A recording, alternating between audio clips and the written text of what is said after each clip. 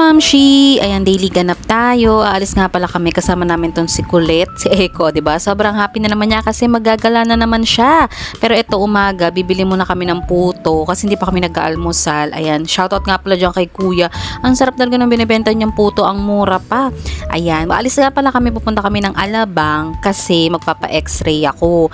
'Di ba nung physical exam ko last year, buntis pa ako. So pina-waive ko yung x-ray, kaya lang ngayon sa health permit kailangan na daw pala. So babalik ako sa My Health para magpa-x-ray lang. Kaya lang ang problema, shoulder ko na, pero okay lang naman yun. Required din naman siya sa may company. Tapos ayan, nakarating na kami sa may Alabang. Sa Festival Mall nga pala kami pupunta. Sobrang bilis lang din pala ng biyahe dyan. Ayan, nayak nga pala si Eko kasi kakatapos lang niya mag-milk. At eto, nakarating na kami sa may Festival Mall. Grabe, ngayon ang ulit kami nakalabas ng bahay talaga. O, diba, tulog na tulog. Pag nasa kotse talaga tong batang to, kahit napakatagal, kahit 5 oras ka pa tayo bumiyahe, talagang tulog lang siya, happy. At ayan, saglit lang talaga kami kasi x-ray lang naman, wala pa akong parang 30 minutes dyan. Tapos sila daddy, sila Bash, tsaka si Eko, nagantay na lang sa labas. Pagkatapos, pumunta kami dito sa may Robinsons kasi bibili kami ng stroller. Yung in-order kong stroller sa may Lazada, 30 days na talaga, hindi pa rin dumadating, kaya kinancel ko na lang. Dito na lang kami bibili. Same price lang din naman pala, hindi nagkakalayo. At least dito, nakita talaga namin yung quality, tsaka sure kami na maayos yung mabibili namin. Siguro nasa 3K plus lang yung bili namin dyan. Tapos sobrang ganda na aesthetic. At ayan dyan, tinitignan lang ni Bash kung okay naman yung binili namin bago namin siya bilhin. I-check out, char. After namin bilhin, ayan, sumakay na agad si Eko. Brand new naman yan, yung nasa box pa, kaya malinis. Tapos sinanitize na lang namin siya. At ayan, o diba, pak na pakang dalawa, nagde-drifting. Tapos umalis na rin agad kami niyan kasi ito si Eko, lagi nagre-request ng milk. So bubalik kami sa may sasakyan, magpapa-breastfeed lang. Tapos, yun, lalarga na naman. Tapos ayan, lumabas na kami. O diba, pak na pak, tawan-tawa ang tatay. May bago na naman silang laruan dalawa ni Eko.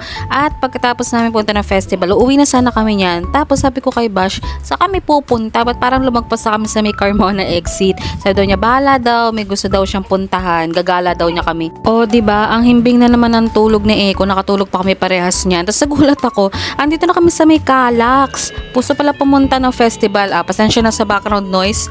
Inaaliw na ni Bash si Eko. At ito, nakarating na kami sa may Tagaytay. Sabi ni Bash, dahil stress naman daw ako, tapos parang laging nasa bahay lang kami ni Eko, ito na yung time para makapag-gala-gala kami. Kasi sayang din naman yung nirentahan namin sa sakyan, diba? Kung di naman namin gagamitin.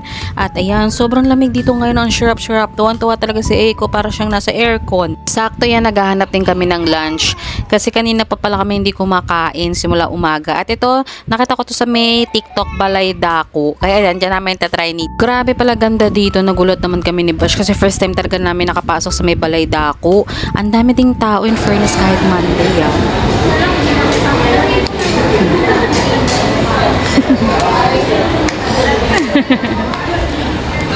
Natatawa pa kami dito ni Bash kasi yung suot namin, o diba, pambahay lang. Tapos yung mga suot ng mga tao dito sobrang formal. At ayan, nasa point na kami na parang nagsisisi kami dyan ni Bash. Parang gusto na lang namin bumalik. Kasi nagulat kami, tinan nyo naman, pinggan pa lang. Parang mamahalin na. Pero grabe talaga yung view. Worth it. Sobrang ganda pa ng punta namin kasi hindi makulimlim. Tapos kita-kita mo talaga yung Taal Volcano. Ang ganda talaga dyan. Ito talaga yung binabayaran yung view. Breathtaking view. At ayan, first time na Eko mag-Tagaytay. Ito na pala order namin yung sisig na pusit, kansi. Tapos itong kanin, hindi ko alam, meron atang dilis. At ito yung price list nila. Masasabi ko lang, worth it naman yung pagkain sa price. Pero sa susunod, kung babalik kami dito, papalibre na lang kami. Talaga nasyukot lang kami sa may price. Pero ayan, yan yun na, at least nabusog. Minsan lang naman, gumastos. Ito na naman, ang dalawang hindi nagtitingin na price. Sinama pa namin si Eko, dinamay pa namin siya. Sobra pa namin na-appreciate dito yung mga nagsaserve kasi nakatapat kami sa aircon. Tapos nakita nila may baby. Hindi naman ako nagsabi na malamig, pero kung saan nilang pinatay, tapos sobrang accommodating talaga nila. Kaya gustong gusto ko dito, kung babalik kami dito ni Bash, magta-try kami ng iba pang dish. At ayan ang ate nyo, at si Eko, ang inyong batang ina, char. Nag-ano lang, chillin' like a villain. Ang dami itong mga foreigner, char. Pwede ka dito humanap ng papa mo kung trip mo. Tapos ito, At dahil nandito na tayo sa may Tagaytay, try na natin tong trending na Starbucks sa may Hiraya. Grabe, sobrang ganda, nasa labas pa lang. Ang dami talagang tao, Monday pa niyan na. Pero sobrang namin na-appreciate dito sa may Starbucks Hiraya kasi hindi na kami pinapila, pinapasok na agad kami. Si Bash nasa labas siya naiwan. Pero kami ni Eiko, pinaupo na sa may waiting. Nasa loob na sila. Iiwan ako. Nasa loob na. Wala na. Iwan na ako nila.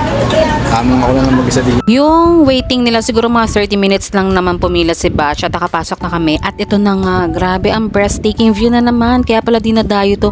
Sobrang ganda, sobrang aesthetic ng lugar, nakaka-relax. Pero ang maximum stay lang nila dyan 2 hours. Kaya kung gusto nyo dyan mag-chill-chill, bilisan nyo. Naka-fast forward ang chikahan. Char.